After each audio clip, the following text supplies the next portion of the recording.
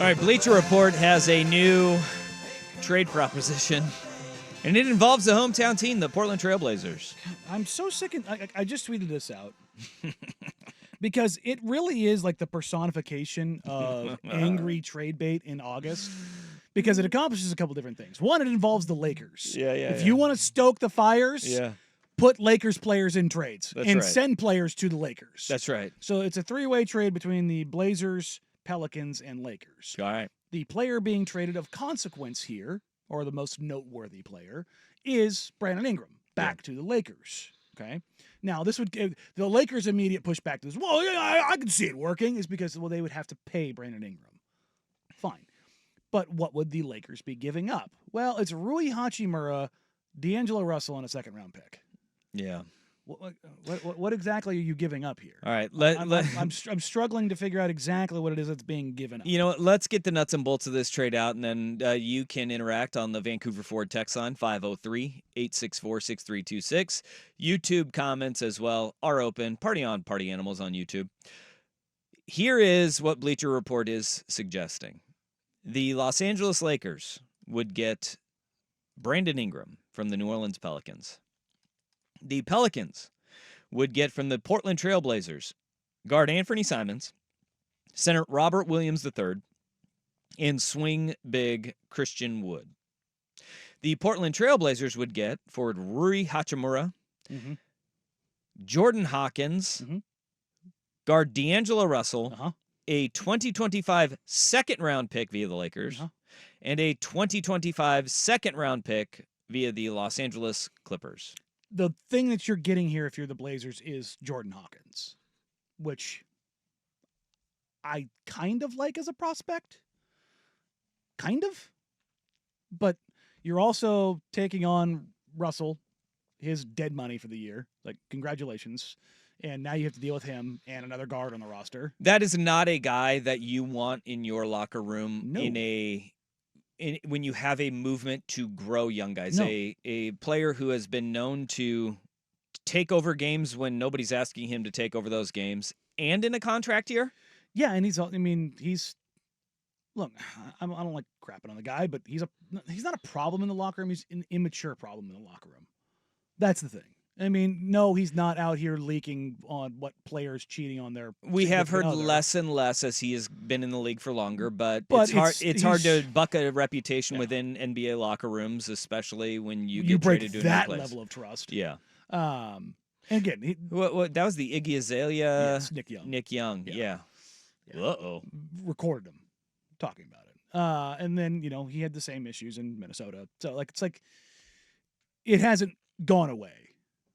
So I personally don't want D'Angelo Russell anywhere near the organization. Like, I think it's like you got a bunch of young guards and guys you're prioritizing and developing, and you're going to have him in a contract year on top of that. It's like having Jordan Poole in a contract year. It's just not. Yeah. It's not a good idea.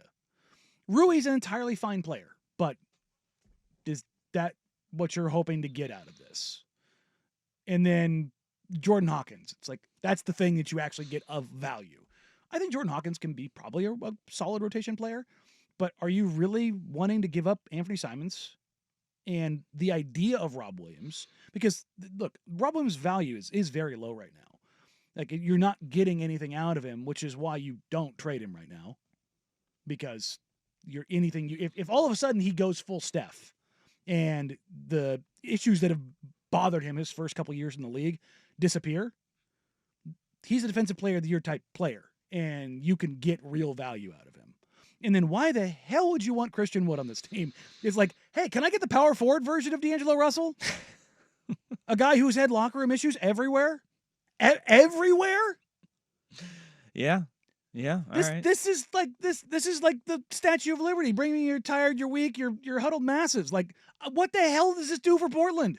Yeah, and I mean your starting lineup at this point, if this were to happen, would go from Scoot, Ant, Denny, Grant, and Ayton to Scoot, Hawkins, Denny, Grant, DeAndre, Ayton. With coming off the bench, you would add. No, Shaden Sharp would start at the 2. Yeah, no, Shaden, he's still starting. Shaden would start at the 2. And then your bench would be Hawkins and Rui. then Yeah. added to Donovan Clingan, obviously coming off the bench, and then who's your backup point guard? I mean, Delano. Here it's D'Angelo. Or sorry, I forgot about D'Angelo Russell being in this. So D'Angelo Russell would then be your backup point guard and your mentor to Scoot Henderson. Mm-hmm.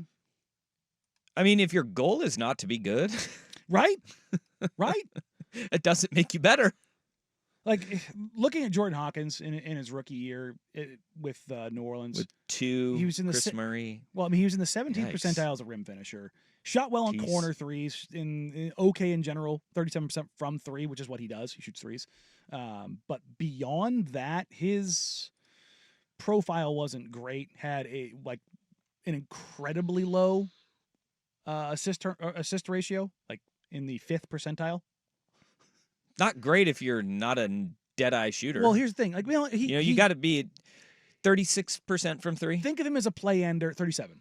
But think of him as a play ender like Wes Matthews. Like that's kind of how he projects to be. You don't think he's going to be a guy that's creating. If the ball ends up with him with 10 seconds less on the clock, it's because it was supposed to, and it's either a drive and kick and take the shot, or the play was designed for him to get a look. He's just a play ender. Jeremy Grant kind of in the same vein. I don't mind that for Portland right now. Having shooting is a good thing. That's what I'm saying. Like Jordan Hawkins is like viably okay, but why would you do this deal? I don't think you're like, I'm going to get rid of Ant, I'm going to get rid of Rob Williams so that I can get Jordan Hawkins in a couple seconds, because you don't care about Rui. Like he's entirely fine. And one thing that we need to note again is that under the new CBA, 2 second-round picks is what used to be cash considerations. I mean, don't get me wrong, second-round picks, their value is going up. Yeah. Because of the way that the second-round pick contracts that you can do now and the second-round exceptions, they are making those more valuable. But there's nothing tangible in here that's like, I don't get it. All right. Another dumb trade. You know what? You didn't kill that one as much as I thought you were going to. I thought this was going to make your blood boil. Oh no, I mean it does. It's just it's vile. It's vile and just vividly stupid. But like, it really does scream, how can I get eyeballs on this? Because you put the Lakers in, they don't give up anything, they get the thing that's most valuable, and you take the two small market teams and you're like, I can move the salaries around. Yeah. All right.